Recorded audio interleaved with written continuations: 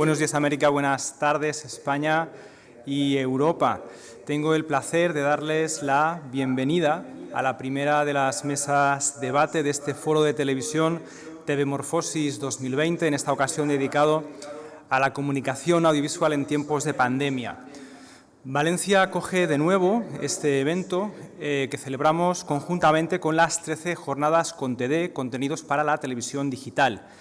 Este programa, así como los demás programas que tendrán lugar a lo largo de estos 2 días, pueden ser accedidos en el espacio de radiodifusión iberoamericano y a través de Internet y de las diferentes plataformas audiovisuales de gran parte de las universidades españolas, iberoamericanas y europeas. Me permito explicarles que este programa ha sido posible gracias a la coproducción y realización del Canal 44 de la Universidad de Guadalajara, en México, el Taller de Audiovisuals de la Universitat de València y el Centre Cultural La Nau de la Universitat de València. Información, infodemia y medios post-pandemia. La veracidad informativa siempre ha sido uno de los elementos que mayores controversias y debates ha suscitado en relación con los medios de comunicación. Esta cuestión, por razones lógicas, ha cobrado una especial relevancia en el contexto de la pandemia mundial provocada por el COVID-19.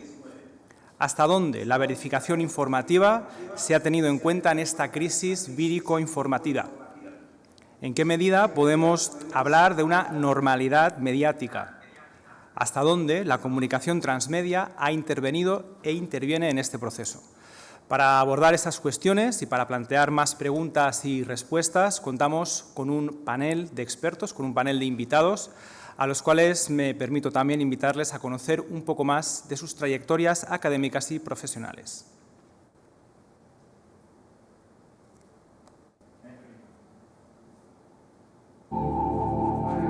Guillermo Orozco Gómez es profesor titular y jefe del Departamento de Estudios de la Comunicación Social en la Universidad de Guadalajara. Es investigador nacional emérito y miembro de la Academia Mexicana de Ciencias. Además, es cocoordinador internacional del Observatorio Iberoamericano de Ficción Televisiva y coordinador académico del Foro Internacional TV Morfosis. Alejandro Pistitelli es filósofo y desde hace 26 años titular de un laboratorio de innovación pedagógica en la Universidad de Buenos Aires. Actualmente dirige un taller de diseños de futuro en la Universidad de San Andrés, Argentina. Escritor y creador de laboratorios de artes y ciencias como Conectar Lab en Buenos Aires, Tadeo Lab en Bogotá o Cultura Digital en México. Carlos Scolari lleva más de 25 años investigando la comunicación digital interactiva. Ha enseñado en más de 30 países americanos, europeos y asiáticos.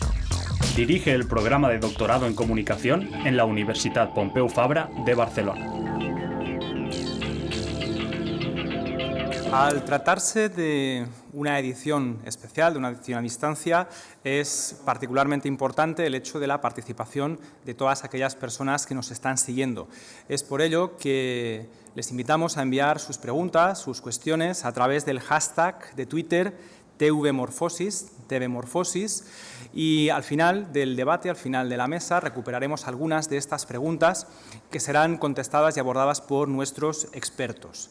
Sin más pausas, sin más dilación, cedo la palabra al maestro Guillermo Orozco. Bien, muchas gracias. Es un gusto estar aquí como siempre.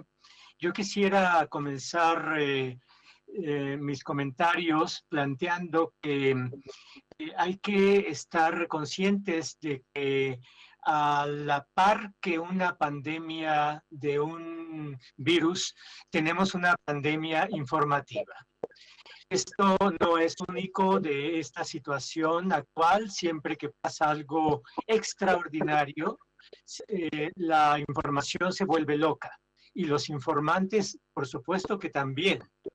Entonces, es un escenario donde tenemos información de distintos niveles, con distintos alcances y a veces al mismo tiempo. Yo diría que el primer punto de atención es ver el ámbito desde donde se dice algo y el ámbito hacia donde va lo que se dice. Por ejemplo, tenemos mucha información que es...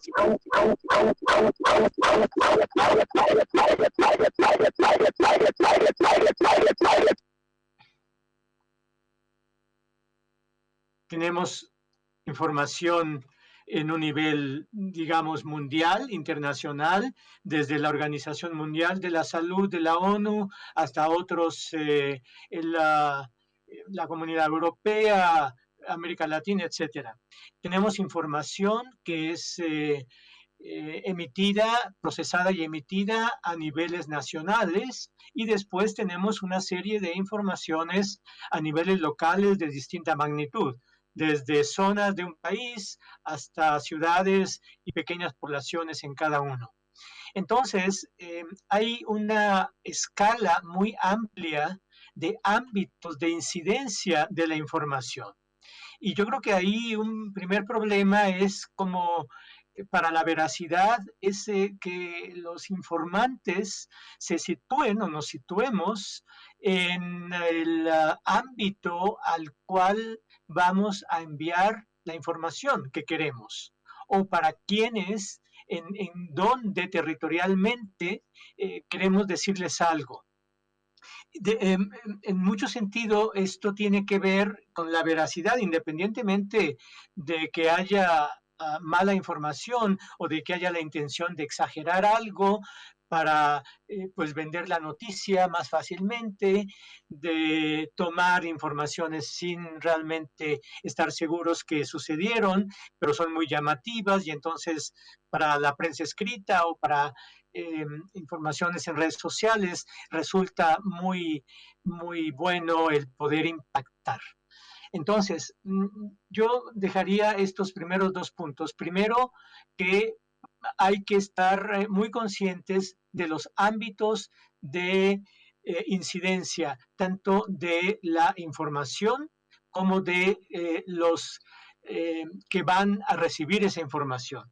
Y por otro lado, que, bueno, se vuelve una especie de tablero muy complicado el poder verificar cada cosa porque todos se vuelven de alguna manera informantes a la vez y quieren informar y mandan un tweet y en Facebook y en fin. Entonces, no hay posibilidad de controlar la euforia informática que se tiene a nivel general cuando pasa algo como una pandemia. Creo que hay que entender primero el fenómeno y entonces podemos ir avanzando en ver cómo se podría analizar otros puntos de la misma información. Gracias, profesor Orozco. Y tiene la palabra el profesor Alejandro Piscitelli de la Universidad de Buenos Aires, Argentina.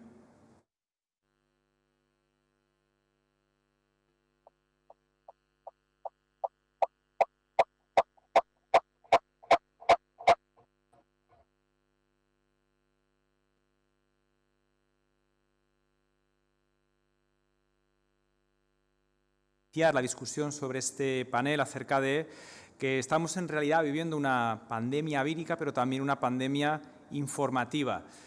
Apuntaba el profesor Orozco una cuestión interesante en relación con por qué la gente parece que se vuelva loca o pierda un poco digamos, la tranquilidad o la estabilidad en estas cuestiones.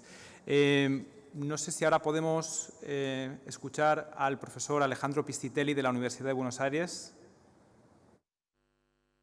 Hola, ¿me escuchan? Sí. Me escucha, pero ustedes sí. ¿Están escuchando en el plano? ¿Sí? No tengo retorno. Adelante. Dos.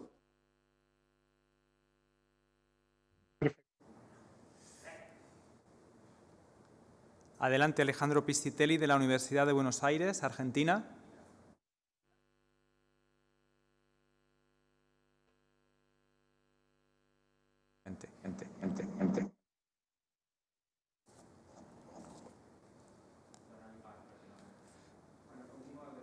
Profesor Alejandro Piscitelli. ¿Tiene usted la palabra? Bueno, Gracias por la invitación. Estos inconvenientes son propios de la virtualidad. Extrañamos a la Valencia.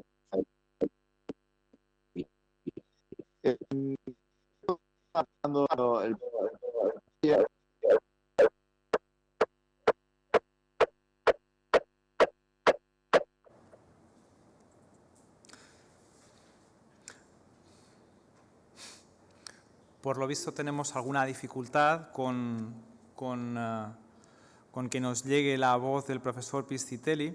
Y yo me atrevería a, bueno, pues un poco alterar el orden de las intervenciones y le cedería la palabra al profesor Carlos Escolari, inicialmente de la Universidad Pompeu Fabra de Barcelona. Profesor Escolari, cuando quiera. Bueno, muchas gracias. Espero que se escuche esta intervención. Cuando hablamos, bueno, de pandemia, virus y medios de comunicación, yo creo que, bueno, podemos hacer identificar dos grandes niveles para establecer de análisis, pero también niveles para conversar. Uno es la cuestión, yo creo, de los discursos, cómo se contó la pandemia, cómo se está contando la pandemia, y cómo se contó en las diferentes sociedades. No es lo mismo la forma en que, por ejemplo, el gobierno, el Estado puso en discurso la pandemia en España, si lo comparamos con otros países de América Latina o incluso dentro de Europa, cómo se contó la pandemia, por ejemplo, cómo fue el discurso estatal, por ejemplo, en Alemania, ¿no? De Angela Merkel, tenían unas dimensiones diferentes de lo que fue el discurso del Estado en España. Y ese es un nivel de análisis, y ahí podemos estar hablando un buen rato, porque, por ejemplo, bueno, ya a la hora de buscar diferencias, cuando empezó el primer periodo de cuarentena, en España había una presencia muy fuerte de militares como enunciadores, ¿no? Como actores discursivos. Ustedes, la gente en España se recordará que estas ruedas de prensa donde estaban los ministros vinculados a salud, bueno, había epidemiólogos, de ahí surge la figura mediática casi de Simón, y había autoridades militares de los diferentes cuerpos, y eso fue una cosa bastante rara, ¿no? Porque, por ejemplo, en América Latina, por ejemplo, en Argentina, ya casi impensable que el presidente surgiera rodeado de militares para hablar de una pandemia, ¿no? Eso duró en España casi un mes y medio, hacia finales de abril ya la presencia militar del discurso se fue replegando, y bueno, digamos que ese espacio fue ocupado por incluso mayor cantidad de científicos, epidemiólogos, que tienen su estilo y se están posicionando como enunciadores muy potentes, ¿no? Digamos que si nosotros repasamos el campo de las diferentes ciencias, disciplinas, siempre los economistas eran los que tenían mucha voz a nivel público, ¿no? Y sobre todo en América Latina y en Argentina, si comparamos los ministerios de economía y los economistas siempre han tenido una posición casi filosófica a la hora de contar qué había que hacer y hacia dónde iba el país. Y parecería que ese lugar está siendo ocupado, por ejemplo, por científicos que vienen de otras áreas del conocimiento, por ejemplo, epidemiólogos. Y estos son temas fascinantes, ¿no? Otra cuestión, siempre dentro del análisis discursivo que se podría charlar y que da para muchos, es el uso de las metáforas, ¿no? Esta presencia de militares reforzó el uso de una metáfora donde estaba, bueno, había que combatir, digamos que la presencia militar un poco reforzaba este tipo de discurso. Y después tenemos la cuestión ya más mediática, digamos tecnológica, podemos hablar del hardware de todo esto. Digamos que cuando nos encierra, cuando viene la primera cuarentena y ya estamos entrando en la segunda en España, yo creo, hay un discurso, no solo ni académico, profesional, pero sobre todo mediático, que circula muy fuerte, de crítica durísima a las plataformas, a las redes sociales.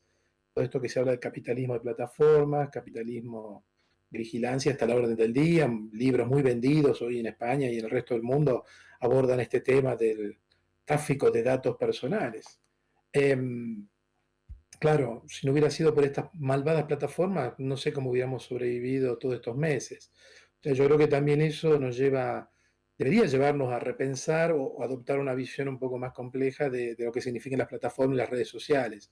No son el gran castigo divino que nos mandaron a principios del siglo XXI, ¿no? Las plataformas, como cualquier medio, como cualquier tecnología, tienen un lado oscuro, pero evidentemente también aportan algo a la sociedad y lo hemos visto en estas semanas, en estos meses. Si no hubiera sido por estas plataformas, hubiera sido muy difícil poder llevar adelante procesos de enseñanza o el teletrabajo, por ejemplo. En Planteábamos en nuestra presentación inicial que la cuestión de la veracidad informativa había sido determinante a la hora de entender el papel de los medios de comunicación, pero tal y como apuntaba ahora el profesor Scolari, también el papel de las tecnologías de la comunicación, es decir, en qué sentido han contribuido o no han contribuido a, digamos, poner en valor esta veracidad informativa sobre los datos y los hechos que conocíamos del coronavirus.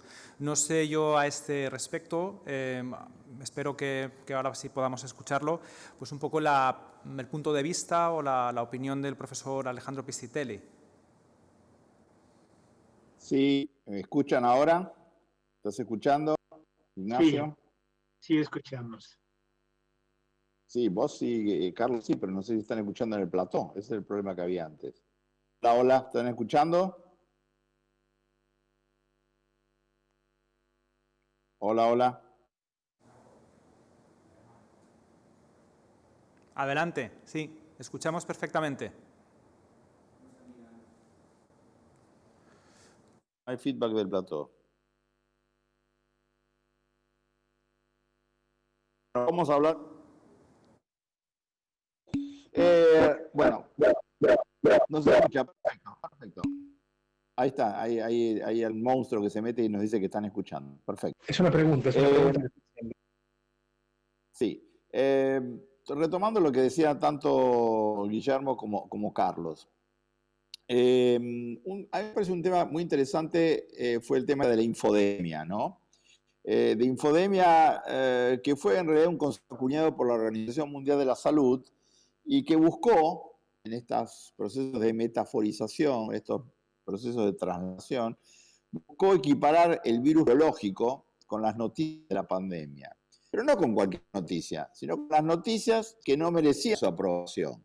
Con lo cual la Organización Mundial de la Salud tuvo como un doble manejo de las cuestiones. Por un lado, los que sabemos son nosotros, los que entendemos lo que está pasando somos nosotros, y los que vamos a aprobar lo que se va a decir somos nosotros. En ese sentido, muy amplio, no que lo pudieran hacer, pero por lo menos que deberían ser como una especie de metropatrón de la verdad acerca del virus y de cómo tratarlo.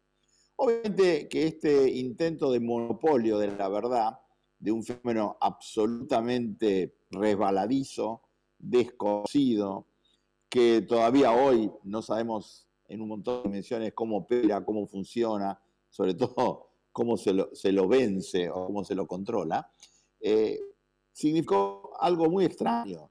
Además, la Organización Mundial de la Salud se equivocó en un montón de cosas desde el principio. No escuchó a Taiwán, no dio las advertencias cuando tenía que haber dado. Recién se hizo cargo de una pandemia casi a fines de enero, cuando ya prácticamente coincidiendo con el cierre de Wuhan. Más bien, si una provincia entera de Wuhan y de la provincia, si se cierran 60 millones de habitantes, porque está pasando algo importante, ¿no? No me hace falta que me lo diga la Organización Mundial de la Salud. Entonces, mientras no veía lo que pasaba, o sea, no veía que no veía, no tenía el control de la pandemia y advertía a la población no solamente saber cómo, que tenían que defenderse de la pandemia, sino que tenían que defenderse de la información acerca de la pandemia. Lo cual es de una soberbia y de un desvío de atención enorme, porque lo que estaba presuponiendo esto, y en la Argentina pasó mucho más que en otros lados, en Argentina no se testeó prácticamente.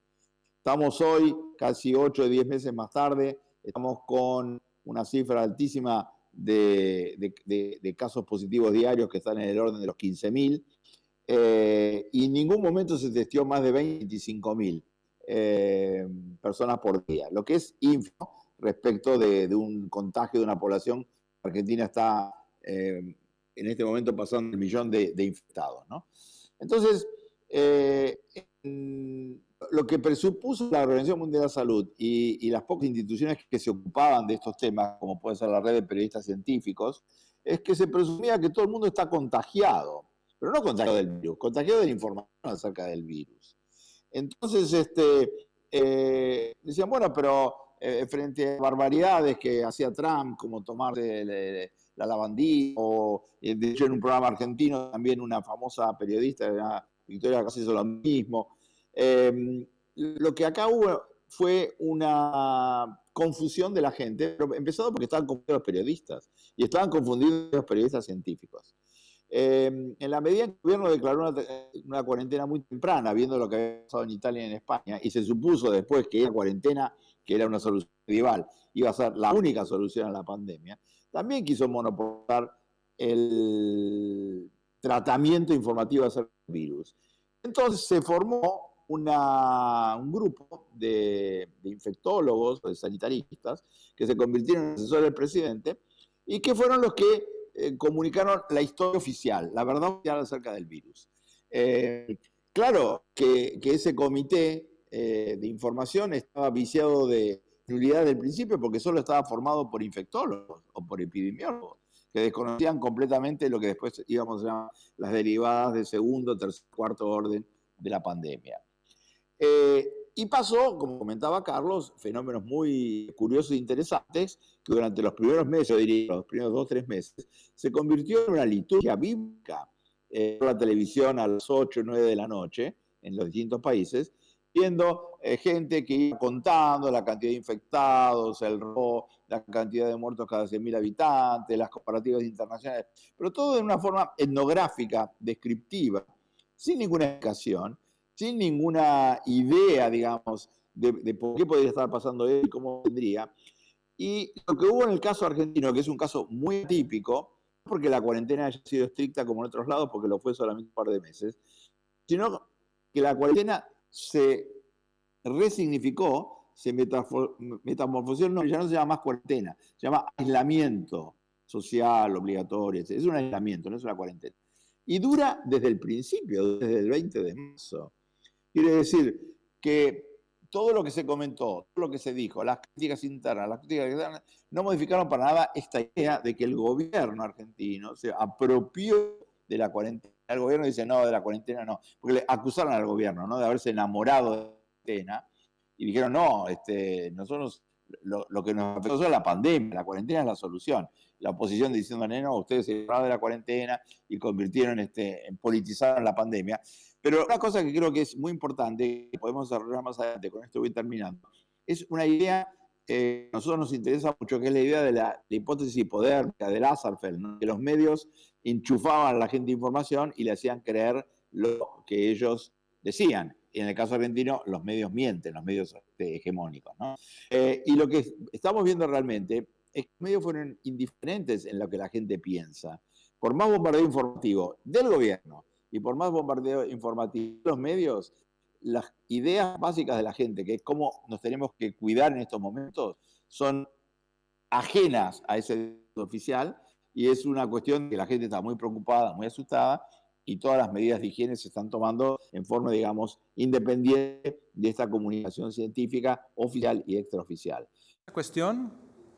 Al hilo de esta cuestión que plantea el profesor Piscitelli, y ante la dispersión de fuentes de información, a mí me gustaría lanzar una pregunta y recordar también a nuestros invitados y a nuestros expertos que pueden interpelarse entre ellos en cualquier momento durante el debate.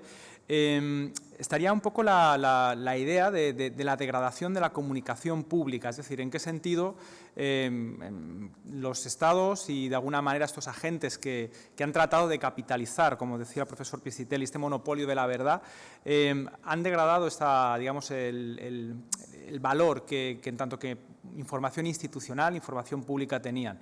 Y en ese sentido, pues me gustaría conocer las opiniones de nuestros expertos.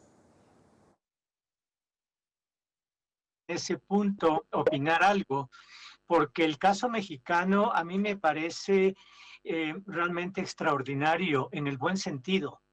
El viceministro de Salud Pública es el que con su equipo ha estado informando y tiene abierto en todos los canales públicos y algunos repetidores de televisión y está en redes sociales 1 hora diaria sin parar a las 7 de la noche de lunes a domingo. Y este viceministro, además de su expertise y de su capacidad, estudió y sacó el doctorado en la Universidad Johns Hopkins, que es la principal para este tipo de cosas. Es un gran comunicador y no por demagogo, sino porque sabe entender la intención de las preguntas del público que le llegan y del público y periodistas que están ahí, y resuelve comunicacionalmente las intenciones, aclara, da información, conecta, pone ejemplos, y ha aguantado todo este tiempo. Solamente 3 o 4 veces no ha estado presente en el programa de televisión. O sea, el gran mérito tiene 2, uno que es un gran experto y otro que es un gran comunicador. Y esto es lo que ha servido para que no haya una mayor rivalidad con la información. Hay otro tipo de rivalidades políticas en México ahora, de gobernadores. Y este planteamiento contrasta con lo que apuntaba el profesor Escolari al inicio en su intervención, ¿no? Es decir, con cómo se visualizó la comunicación pública en un caso pues, como el de España, en el que vimos aparecer una serie de militares y no científicos en todas las informaciones públicas que se daban acerca del tema. ¿Hasta qué punto esta diferente aproximación que se hizo a la comunicación pública pudo alterar, como planteaba en la cuestión anterior, la degradación de la imagen de lo institucional, como fuente no como fuente monopólica de la verdad, pero sí como fuente de veracidad o de confianza? Yo no hablaría tanto de degradación. A ver, hay una crisis del discurso público que era anterior a la pandemia. Uno que tiene la posibilidad de viajar en todos lados, la voz de los políticos, la voz de los funcionarios suele estar bastante tocada desde hace mucho tiempo.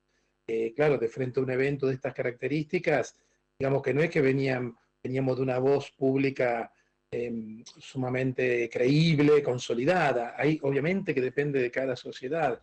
Seguramente, por lo menos en el ámbito que yo me movía y donde he viajado mucho en América Latina, generalmente la voz del Estado, la voz del político, la voz siempre es una voz sospechosa, ¿no? Y la gente sospecha mucho de eso. Eso no es bueno en este momento, que hay que desarrollar políticas, improvisar rápidamente políticas, si se quiere, para contener el virus, que el virus con velocidad rapidísima, lo estamos viendo en estos días en España, no hay que descuidarse. Pero digamos que esto ya venía de antes. Y en ese caso, bueno, emergen figuras nuevas. En España no es casual que Pedro Sánchez hubiera reservado en la rueda de prensa del sábado y durante la semana mandar, digamos, una segunda línea, diríamos, del gobierno, pero dentro de la cual se fueron evidenciando, ya se van emergiendo nuevas figuras, ¿no? Y ¿se podría establecer una caracterización general? Es decir, ¿sería posible establecer algunas características generales que tuvieron estos discursos y que están teniendo estos discursos durante el desarrollo de la pandemia? Yo creo que todavía es prematuro, digamos. Ahora es muy probable, bueno, este evento tan disruptivo, para los que investigamos la comunicación, nos va a dar trabajo por la próxima década. Y ya irán surgiendo proyectos de estudios comparativos de discursos, ya sea a nivel europeo, ya sea a nivel ya internacional, y vamos a poder ver y afinar, ¿no? cómo se puso en discurso la pandemia en México, cómo se puso en Argentina, cómo se puso en discurso en los diferentes países europeos. No es lo mismo Brasil que obviamente Argentina o México, y no es lo mismo que Estados Unidos.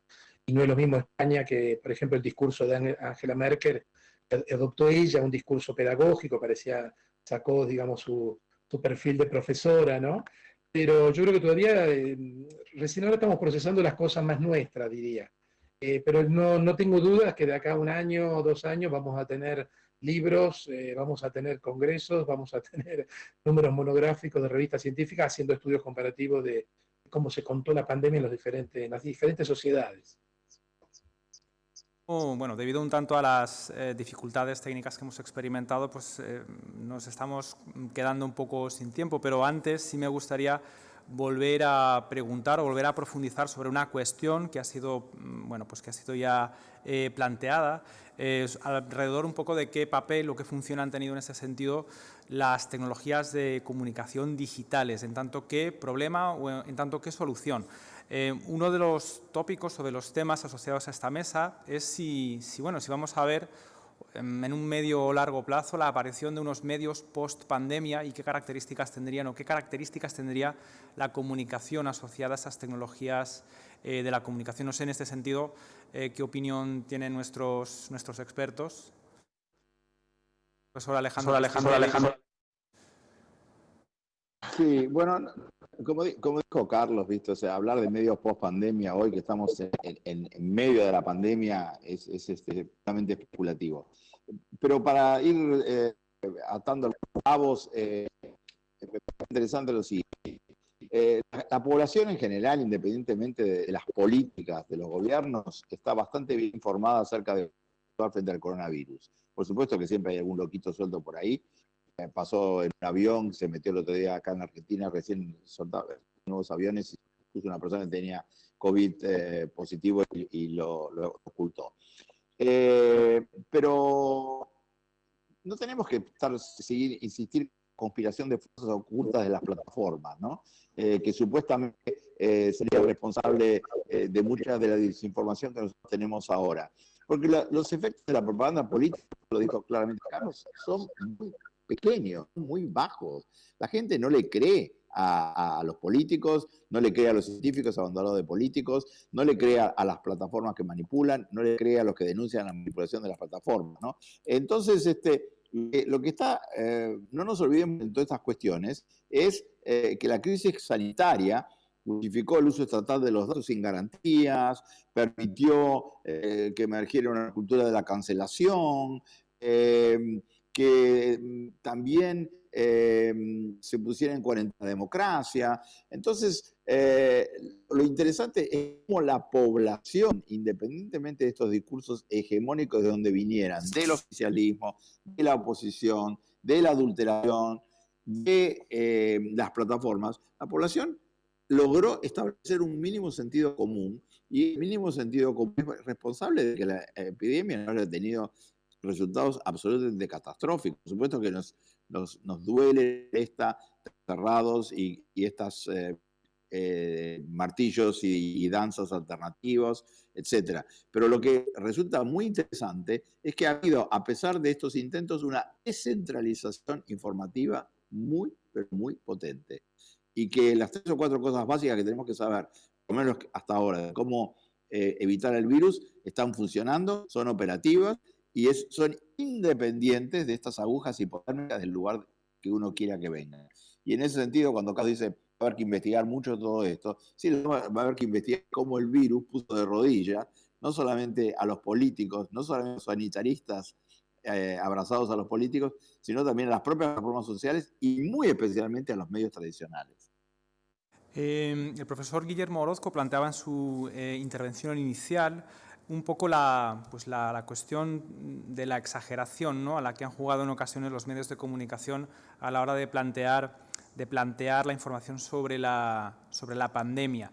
En este sentido, y esta sería un poco la pregunta final o la reflexión final, ¿en qué medida esta exageración o esta descontextualización informativa, que tampoco es nueva en relación con los medios de comunicación, ha tenido papel junto con las fake news o con toda esta información falsa a la que como usuarios de la información pues hemos tenido acceso a través de las redes? Adivinar la pregunta, Guille.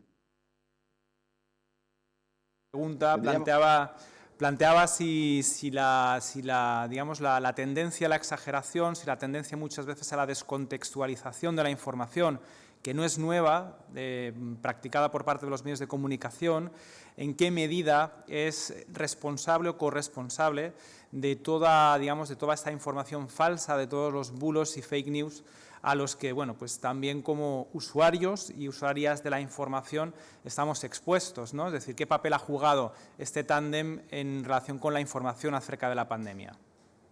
Claro. Bueno, es cierto.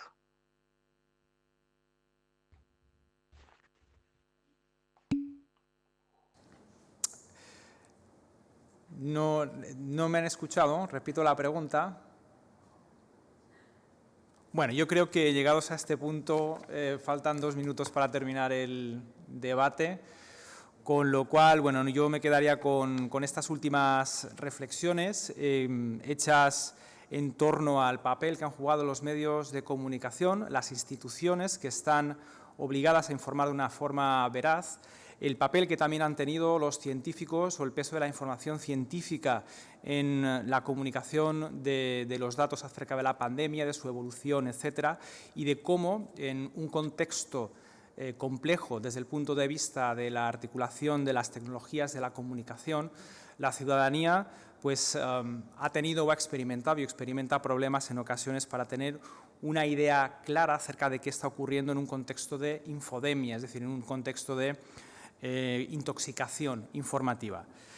Sin más, me despido de todos ustedes, no sin antes anunciar que las jornadas de Morfosis con TD continúan y bueno, continúan de manera inmediata. Sigan atentos a la señal. Muchas gracias por su atención y hasta pronto.